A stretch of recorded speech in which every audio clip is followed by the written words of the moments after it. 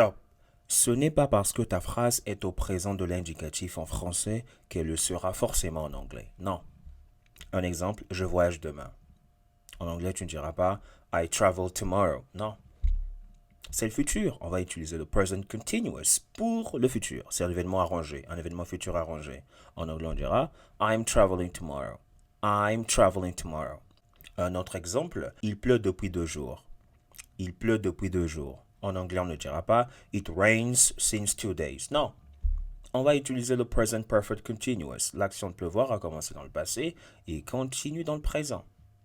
Et puis, à la place de since, on va utiliser for parce que 2 days représente la durée. Since, lui, s'utilise pour introduire le point de départ et non la durée.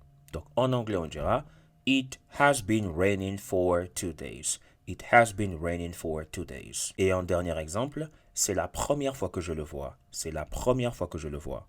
En anglais, on ne dira pas This is the first time I see him. Non, on dira This is the first time I've seen him. On va utiliser le present perfect simple.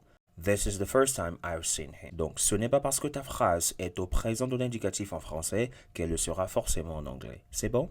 Voilà, si tu as aimé, like, commenter, partage. Si tu es nouveau, nouvelle, abonne-toi. Si tu as des questions, n'hésite pas de mettre tes questions en commentaire, je répondrai.